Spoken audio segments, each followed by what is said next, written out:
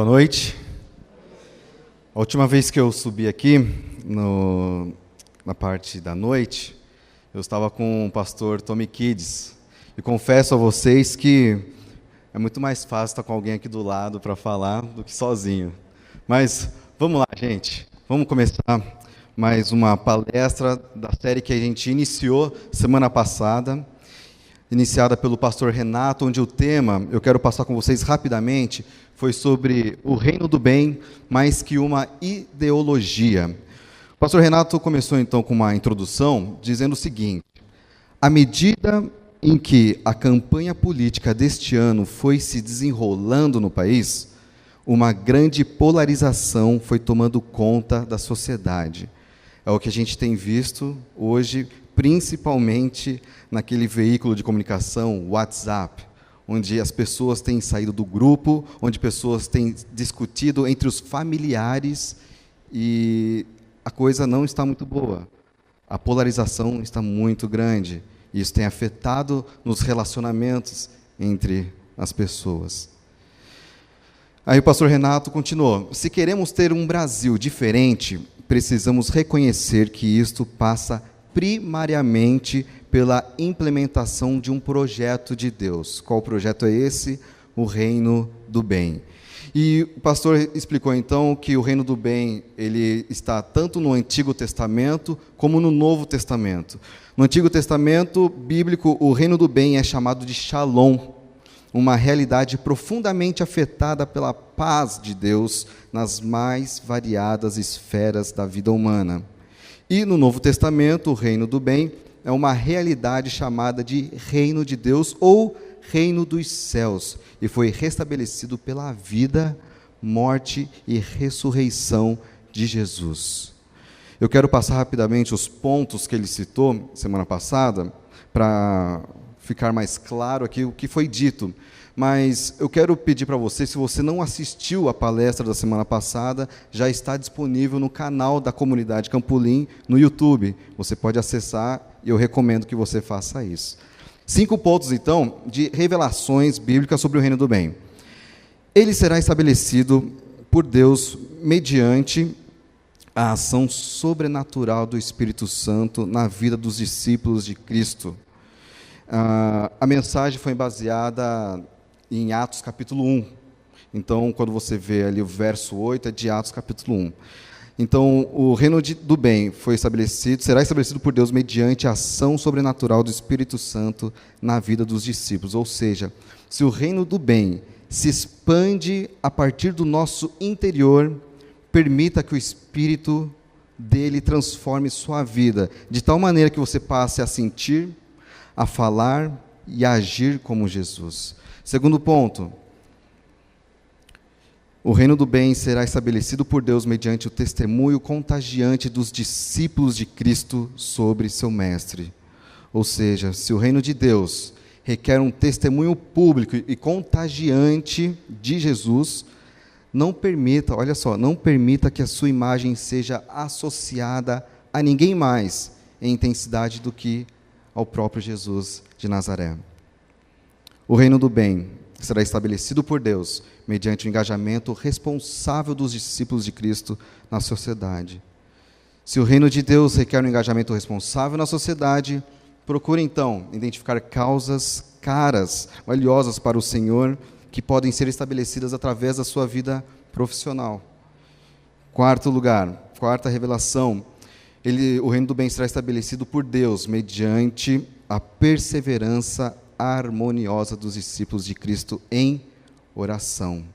Se o reino de Deus requer, então, uma postura harmoniosa dos discípulos de Cristo em oração, disponha-se a conviver com quem pensa diferente e resolva eventuais pendências de relacionamento.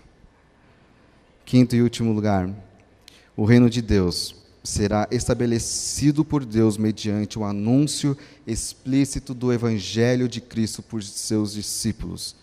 Se o reino de Deus requer, então, esse anúncio explícito do Evangelho de Jesus, empenhe-se em fazê-lo de maneira objetiva e intencional aos seus parentes e amigos. E a conversa que eu quero ter com você essa noite é sobre o reino do bem mais que uma experiência. E aqui eu quero compartilhar com vocês duas experiências que aconteceram aqui no Brasil. Uma aconteceu entre a década 80 e 90, quando surgiu aquele fenômeno chamado dente de ouro. Eu não sei quantos aqui ouviram falar nessa época, não sei quantos aqui ficaram sabendo desse fenômeno sobrenatural que aconteceu. O que era esse fenômeno? A pessoa agraciada por esse milagre, ela dormia, da noite para o dia ela acordava e tinha um dente de ouro na boca. Isso mesmo, não era um dente, era na verdade uma obturação que se transformava em ouro. Era uma experiência que a pessoa estava vivendo naquela década de 80 e 90. Outro fenômeno que aconteceu no final da década de 90 agora, foi quando as pessoas iam orar nos montes e os gravetos em volta das pessoas começavam a brilhar. Não sei quantos aqui ouviram essas histórias também. Essas duas histórias repercutiu no Brasil todo. Nas igrejas ficaram inflamadas por essas histórias, só que não foi com todo mundo. E aqui eu vejo eu não quero aqui julgar as pessoas que acreditam nesses fenômenos, eu não quero criticar a idoneidade, se aconteceu ou não, mas a gente precisa pensar que, por que será que aconteceu aqueles fenômenos? Será que aqueles fenômenos, aqueles eventos sobrenaturais, aquelas experiências que as pessoas tiveram, teve alguma repercussão para o estabelecimento de Deus aqui na Terra? Teve alguma repercussão para a expansão do reino de Deus aqui? Diferente dessas experiências que algumas pessoas tiveram, não todas, nós também temos experiências com Deus quando a gente está dentro do nosso quarto, quando a gente resolve abrir o nosso coração para Deus. Não sei quantos aqui já tiveram essa experiência de falar com Deus, e quando você lê a palavra dele, aquela palavra vai de encontro, e você sente aquele arrepio, aquela queimação no coração, falando, nossa, Deus, o Senhor realmente está falando comigo. Esse é um tipo de experiência que você pode ter passado também. Mas a minha pergunta também se esses tipos de experiências que a gente tem passado no nosso quarto, ou então quando a gente está aqui em comunidade, cantando, quando a gente ouve uma música tão bonita, até as lágrimas caem dos nossos olhos, que experiência gostosa que a gente tem, mas até que ponto essa experiência vai ajudar para o estabelecimento do reino do bem? Eu quero contar para vocês uma história que se encontra lá em Atos capítulo 2, uma história de um grupo de pessoas que tiveram uma experiência do sobrenatural, uma experiência forte. E o que eu quero conversar aqui com vocês, o que essas pessoas fizeram depois dessa experiência? Qual foi o impacto que essa experiência teve na vida dessas pessoas? Olha comigo, vou ler para vocês. Atos capítulo 2, a partir do verso 1. No dia de Pentecostes, todos estavam reunidos num só lugar. E aqui eu já paro e quero fazer uma explicação bem rápida do que é esse Pentecostes. A palavra Pentecoste é uma palavra grega que quer dizer quinquagésimo, pois essa festa era comemorada 50 dias depois da Páscoa. Voltando lá para o Antigo Testamento, nós temos a história de Gênesis, Êxodo. O povo de Israel estava sendo subjugado pelo Egito, estavam sendo escravizados, e então Deus levantou Moisés e tirou o povo da escravidão. Quando eles saíram da escravidão do Egito, então Deus estabeleceu um dia para comemorar essa saída do Egito, esse livramento que Deus fez para o povo de Israel. E Deus falou, a partir de então, todo ano vocês vão comemorar a Páscoa, que quer dizer que eu tirei vocês do Egito. Eu fiz milagres, eu me apresentei a vocês e tirei vocês do Egito, todo ano. E depois de 50 dias dessa festa da Páscoa, estavam comemorando então o dia de Pentecostes, que é conhecido também como o dia da colheita. Então, quando a gente volta para o Novo Testamento agora, nesse momento que eu comecei a ler essa história, eles estavam comemorando, então, estavam no dia de Pentecostes. 50 dias atrás, o que aconteceu então? A festa da Páscoa. Só que a festa da Páscoa, esse dia, foi uma coisa um pouco diferente, essa comemoração. O que aconteceu na festa da Páscoa, nesse momento, aqui no Novo Testamento? Foi a morte de Jesus na cruz. Jesus morreu, ao terceiro dia ele ressuscitou. E durante 40 dias, conforme foi explanado pelo pastor Renato domingo passado, no capítulo 1, que ele apareceu para os discípulos durante 40 dias, conversando com eles, comendo com eles, orientando-os, até que chegou um dia que Jesus chegou e falou: olha, vocês agora fiquem em Jerusalém, porque vai acontecer um negócio aqui. Eu não vou falar agora, porque eu vou explicar aqui para vocês aqui no Atos capítulo 2. Mas vai acontecer alguma coisa aqui, e eu quero que vocês fiquem aqui. Então, a partir desse momento, Jesus falou e foi assunto aos céus. Até que os discípulos ficaram olhando, ele indo embora. E os dois homens vestidos de branco falaram: gente, o que vocês estão fazendo aí parado? Vamos trabalhar, vamos fazer as coisas.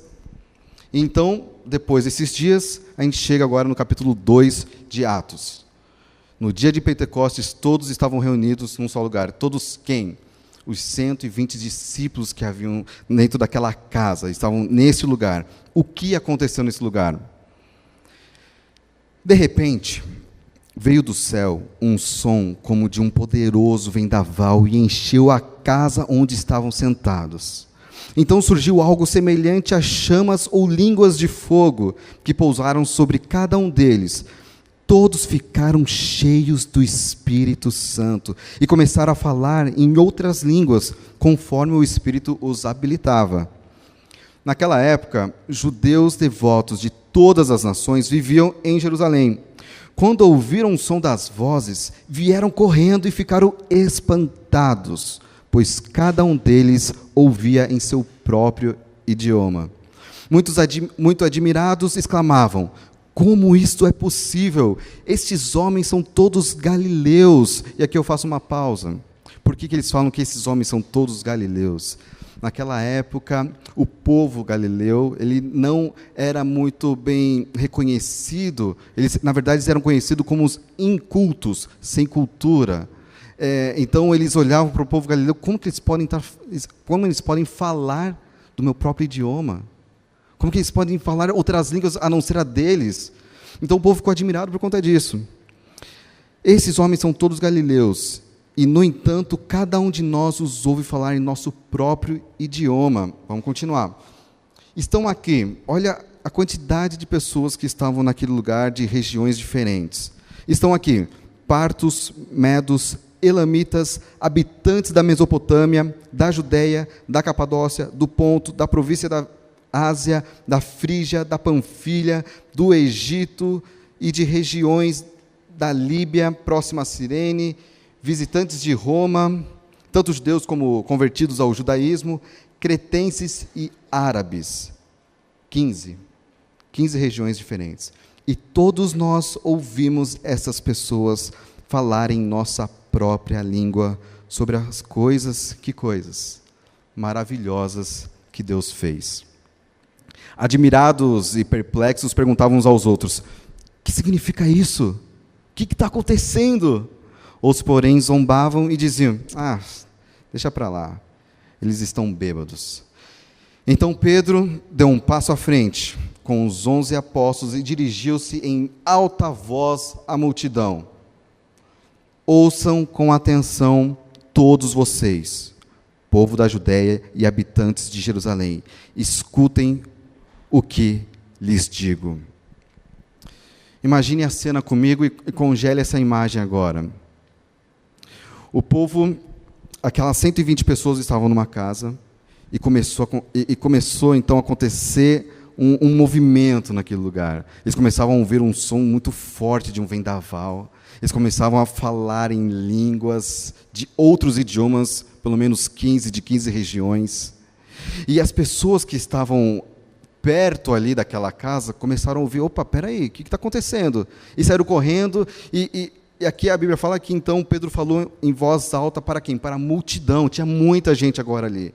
Então as pessoas estavam perguntando, o que está acontecendo? O que é esse barulho? Por que estão falando nossas línguas? E os outros falando, não, estão bêbados. Então estava aquele acontecimento geral e alguém tinha que colocar ordem naquilo. Alguém tinha que chegar e falar alguma coisa. E quem seria a pessoa mais apropriada, que tinha convicção da verdade? Quem deveria ser?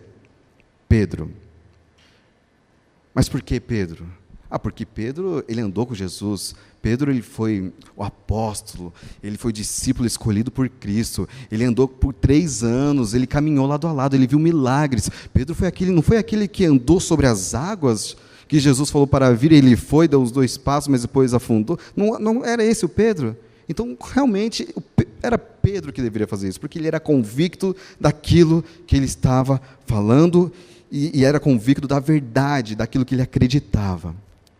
Mas eu paro e falo uma coisa para vocês. Pedro nem sempre foi assim. Pedro nem sempre foi aquele cara convicto. E eu quero que vocês congelem então essa imagem de Pedro falando, e ia começar a explicar, mas eu quero que congele essa imagem e volta comigo 40 dias atrás. Lá em João, capítulo 21, verso 2 e 3. 40 dias atrás. Estavam ali, junto ao mar da Galileia, Simão Pedro, Tomé, apelidado de Gêmeo, Natanael, de Caná da Galileia, os filhos de Zebedeu e outros 2 discípulos. Simão Pedro disse, vou pescar.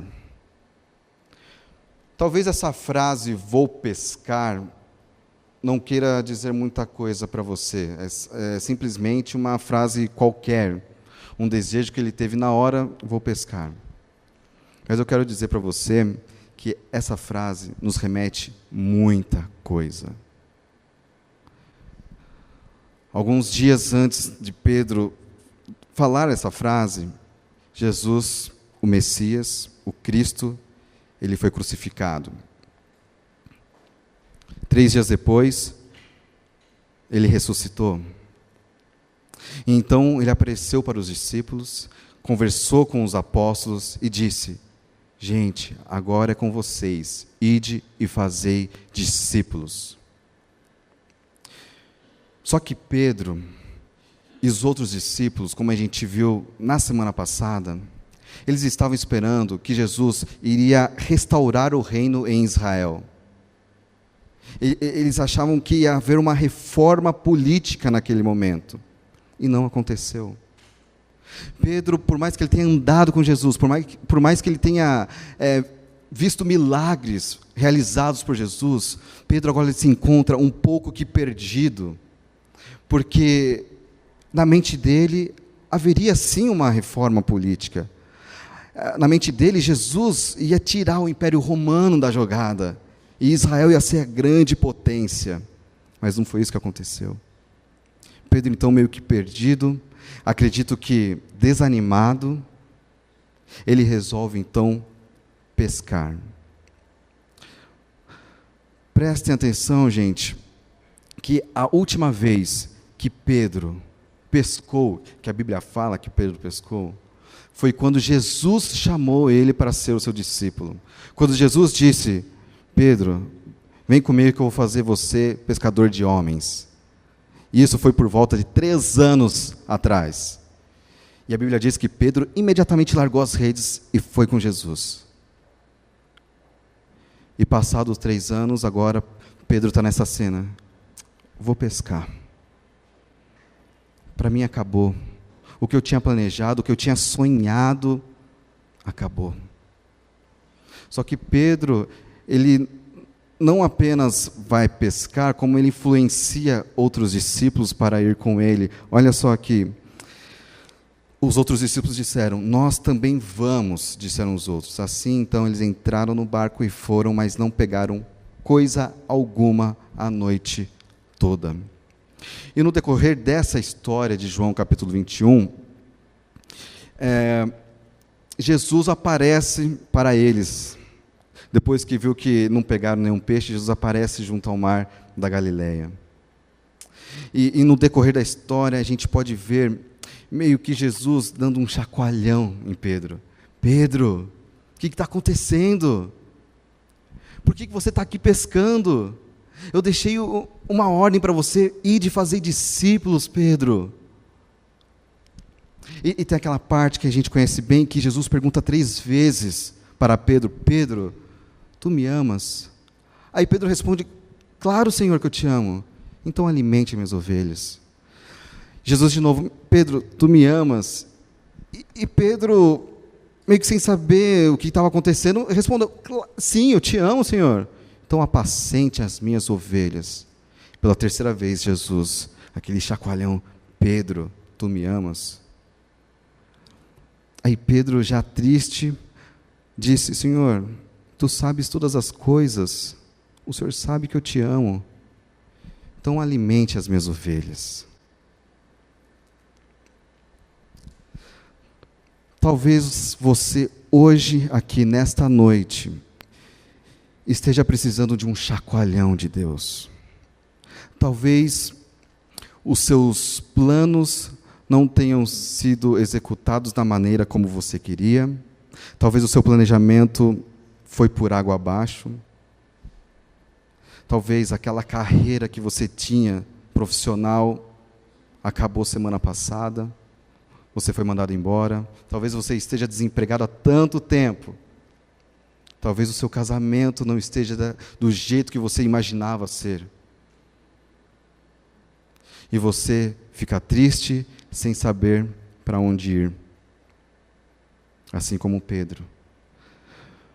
Mas, gente, eu quero falar para vocês aqui que Deus está dando um chacoalhão em vocês essa noite. Deus está falando o seguinte: meu irmão, minha irmã, eu não me esqueci de ti. Ainda que os seus parentes tenham te esquecido, ainda que seus amigos te deram as costas, eu não me esqueci de ti. Ainda que o emprego tenha fechado as portas, eu não me esqueci de ti.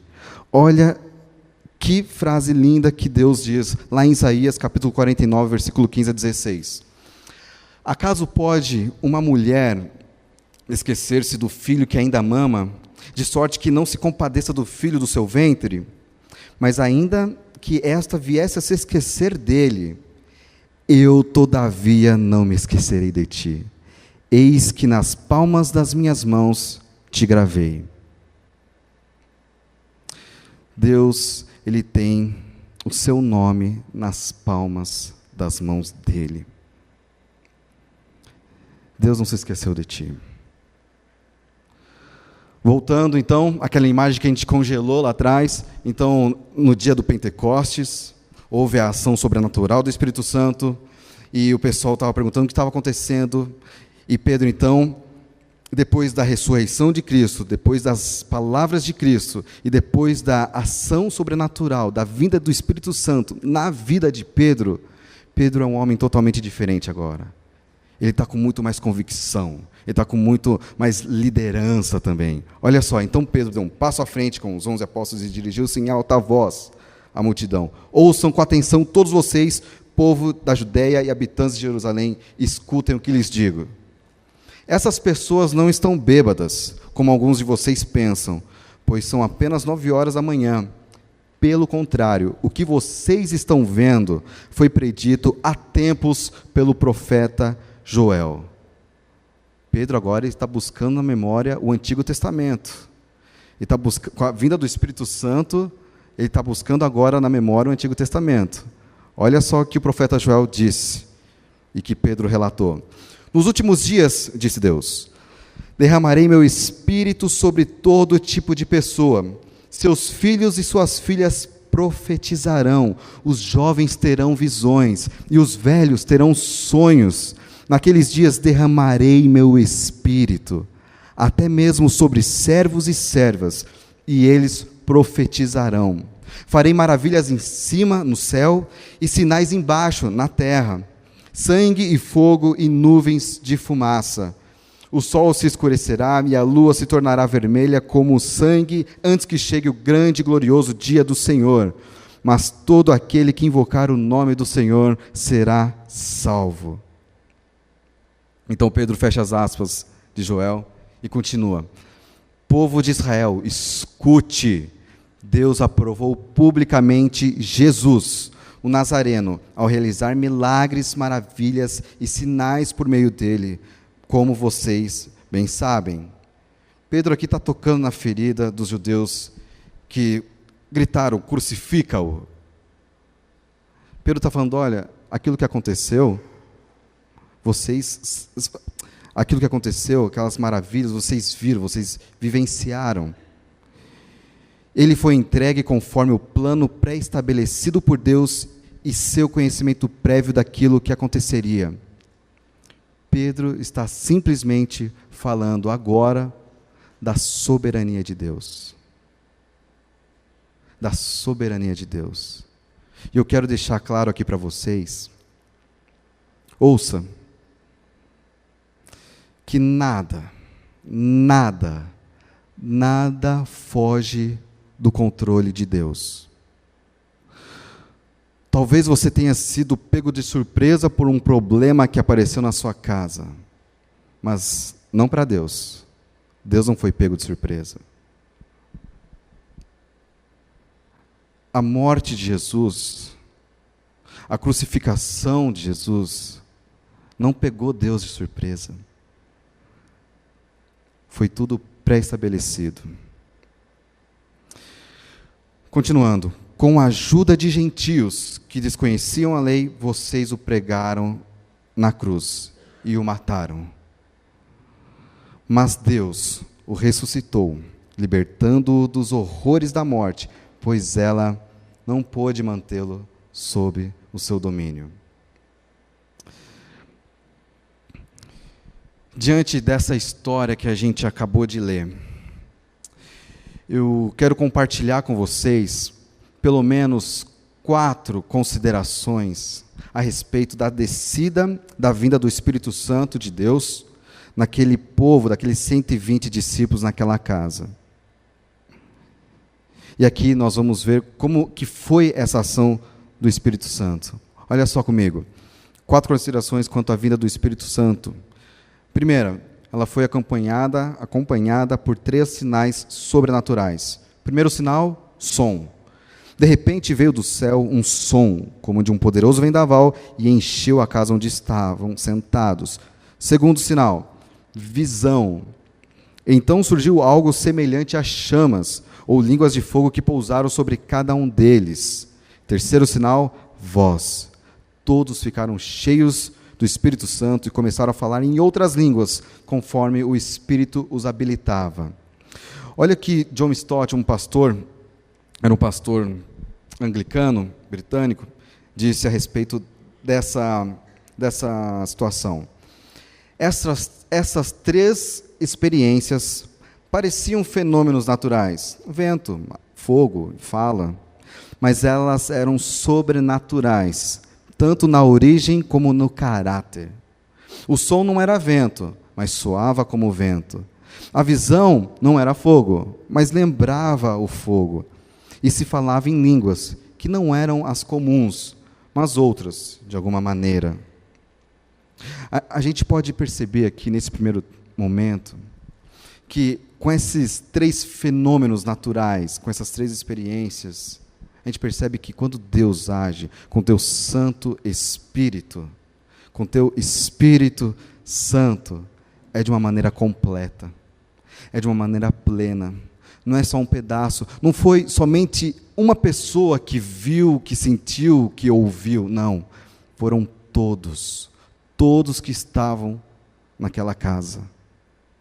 Não foi uma lá fora da casa que ouviu, não, foram todos.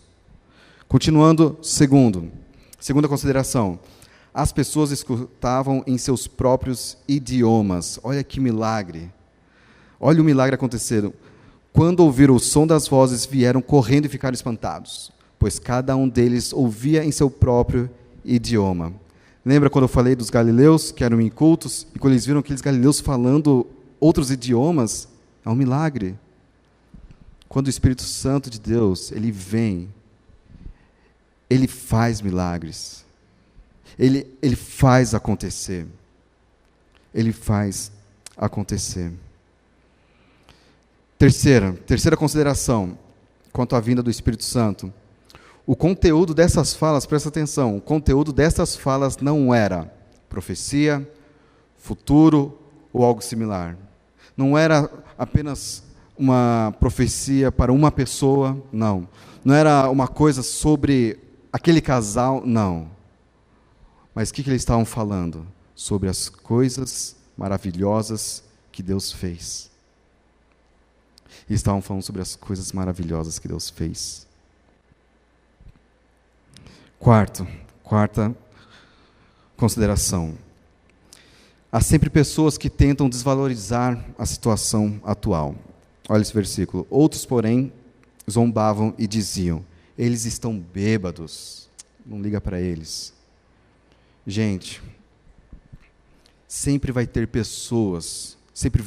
pessoas que vão querer jogar um balde de água fria na sua vida. Talvez você esteja experimentando um momento de vida com Deus de uma maneira espetacular. Talvez você esteja vivendo cada dia aquele momento devocional, falando com Deus, se derramando realmente perante Ele, e sentindo que Ele está orientando a sua vida, as portas estão se abrindo, as coisas estão se resolvendo dentro de casa. Aí uma pessoa pode chegar para você: isso aí é obra do acaso, você acha que é Deus que está fazendo isso? Para de acreditar nessa baboseira. Aí eu te digo que você tem duas opções. A primeira opção é você ouvir o que essa pessoa falou e falar: é verdade, vou deixar para lá. Isso aí não é obra do acaso. E a segunda opção é você olhar para essa pessoa, ouvir o que ela falou e colocar essa pessoa diante de Deus. E se ajoelhar perante Deus pedindo pela vida daquela pessoa. Quando o Espírito Santo se manifesta, quando ele vem morar dentro de você, você não sente mais aquela raiva, não, pelo menos não deveria, mas você sente pena e começa então a orar pelaquela pessoa que tanto tenta te jogar aquele balde de água fria. Qual tem sido a sua atitude? Qual tem sido a sua atitude? Será que o Espírito Santo ele está habitando plenamente no seu coração? Ou quando chega a um certo ponto você diz: não, deixa que eu faço, eu resolvo isso aqui. Cuidado com esses zombadores, para eles não tirarem a esperança do seu coração. Cuidado. Que o Espírito Santo possa falar mais alto no seu coração e você possa orar, amar a vida daquele zombador. Gente, então, o que eu quero dizer aqui é que, além dessas experiências que a gente tem com Deus, além dessas experiências sobrenaturais, a gente tem que entender que elas não devem ficar só com a gente, não. Há um propósito nisso tudo. Há um propósito do Espírito Santo ter vindo até a terra e ter vindo habitar dentro de você. Olha só, muito mais que uma experiência, é a capacitação do Espírito Santo para o quê? Para a expansão do reino do bem. E para que essa expansão ocorresse, nós podemos ver pelo menos 3 barreiras que estavam impedindo o crescimento da igreja naquele momento.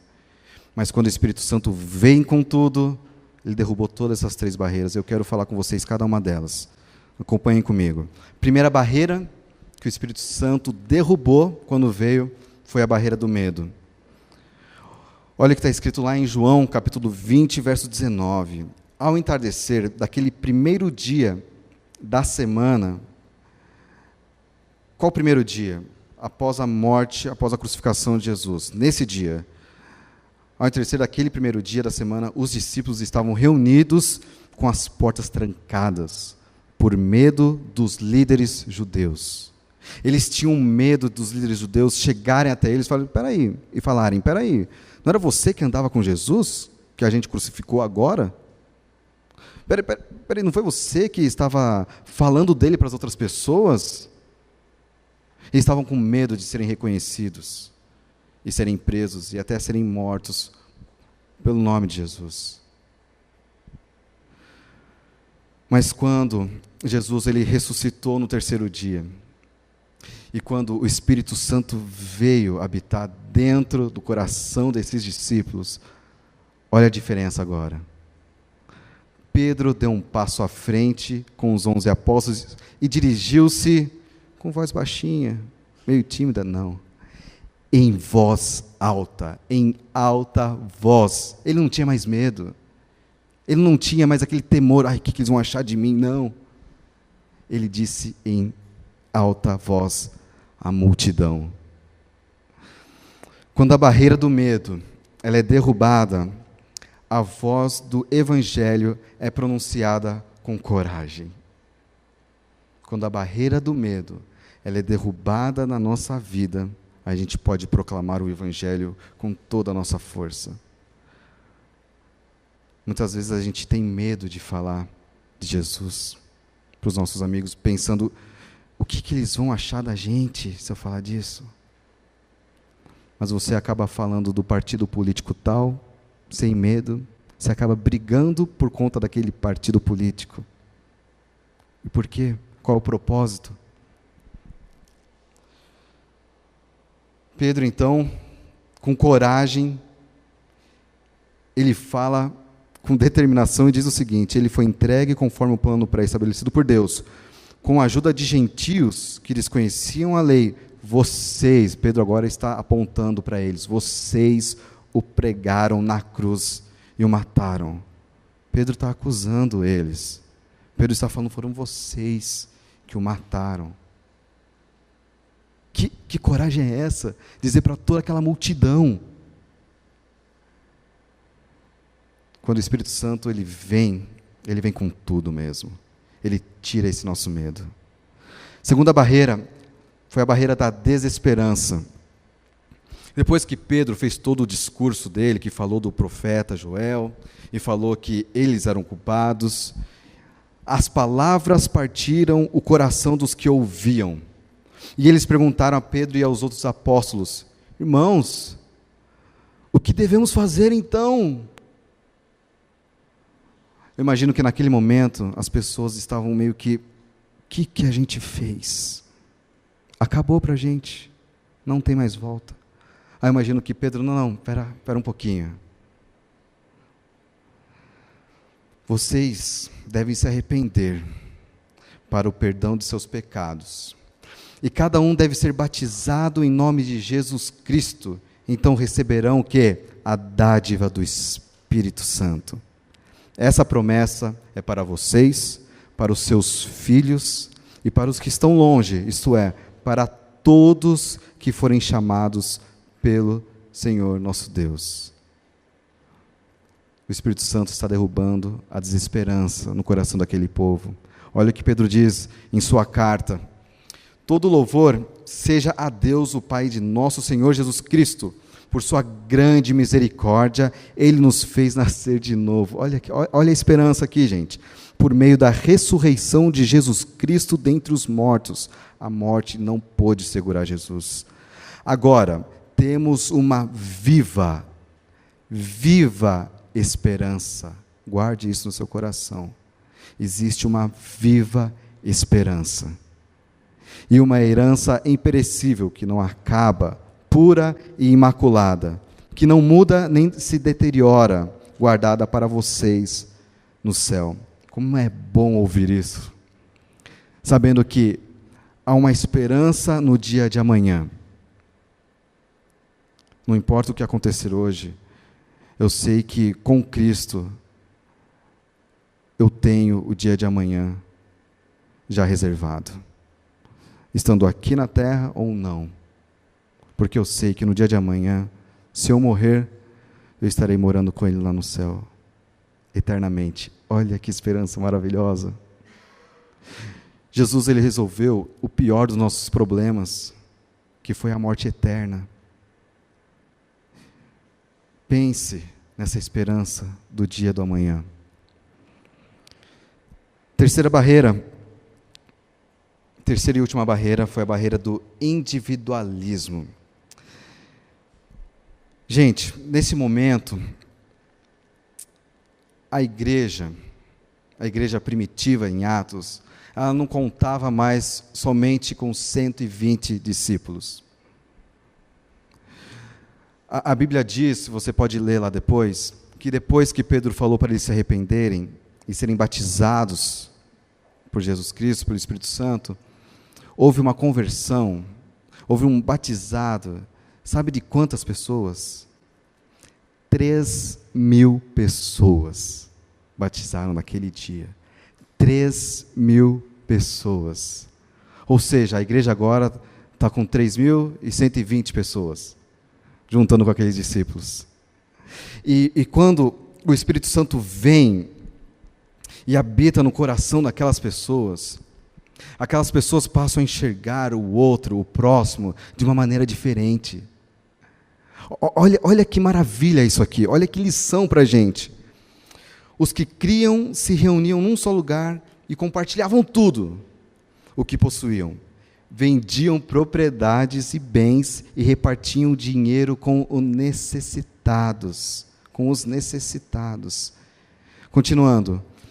Adoravam juntos no templo diariamente. Reuniam-se nos lares para comer e partiam o pão com grande alegria e generosidade. Isso me lembra um pouco os grupos pequenos que a gente tem, né? Eles se reuniam nos lares para comer, partiam o pão com grande alegria e generosidade, sempre louvando a Deus e desfrutando a simpatia de todo o povo. E aqui eu paro, por que desfrutava da simpatia de todo o povo? Quando as pessoas que não faziam parte daqueles 3.125, 120, quando as pessoas olhavam para aquele grupo e viam o que eles faziam para os necessitados, repartindo, vendendo bens, para que aquele necessitado tivesse o que comer, tivesse onde morar, as pessoas viam, gente, que grupo é esse? Que está fazendo diferença na sociedade? O que aconteceu com eles? E eu penso que uma outra pessoa do lado, foi a vinda do Espírito Santo, cara, que mudou o nosso jeito de olhar, que mudou o nosso jeito de enxergar as coisas, que nos deu aquela vontade de ajudar o próximo, porque eles são obras-primas de Deus também. A gente não pode deixar o outro morrer de fome, não. A gente tem que ajudar. Aí o cara do lado pensando, caramba, que bonito isso.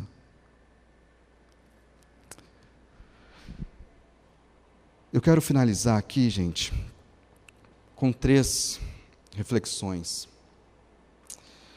Para que haja, então, a expansão do reino do bem,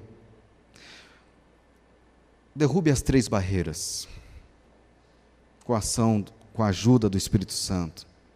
Derrube a primeira barreira do medo.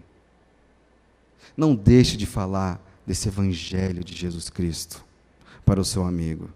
A gente ouviu isso semana passada, a gente ouviu isso na primeira palestra, de a gente ser intencional e objetivo para falar do evangelho. Tire qualquer medo que você tenha. Você tem a melhor notícia do mundo para entregar para os seus amigos, para a sua família.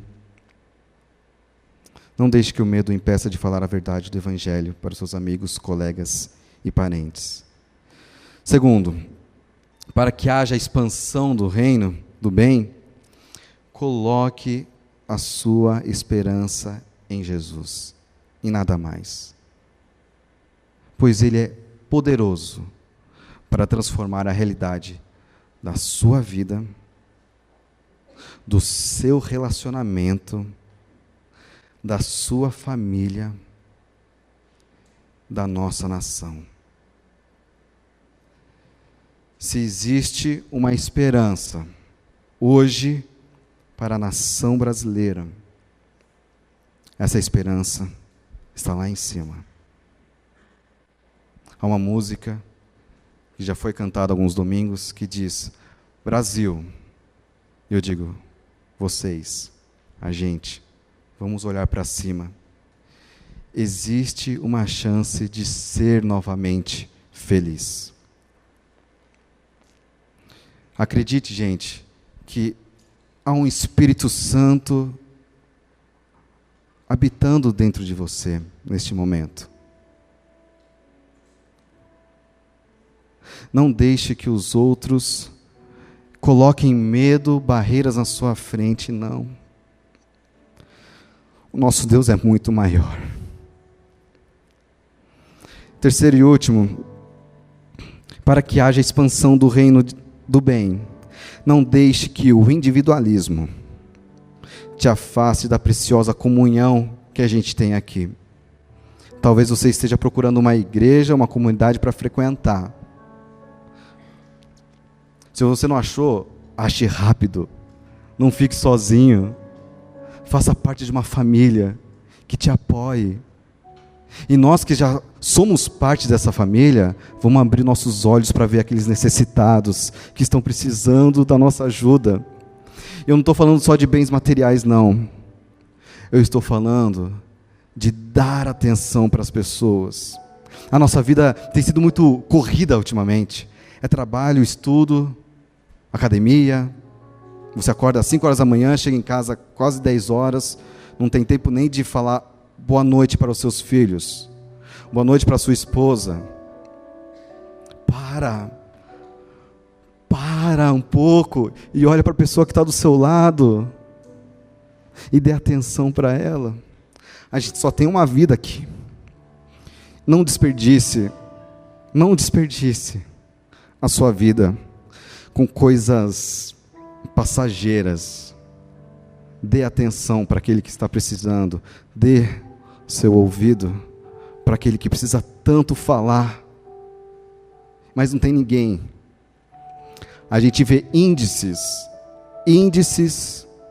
de jovens e adolescentes se suicidando, porque eles não veem mais esperança na vida deles, porque eles não veem alegria mais dentro da casa deles. O que está acontecendo? Qual que é a esperança que a gente tem para esses jovens, para esses adolescentes? Deixe que o Espírito Santo guie o seu coração. Mude essa lente de só ver coisas para si, não, mas que veja coisas para o reino de Deus, para a expansão do reino de Deus.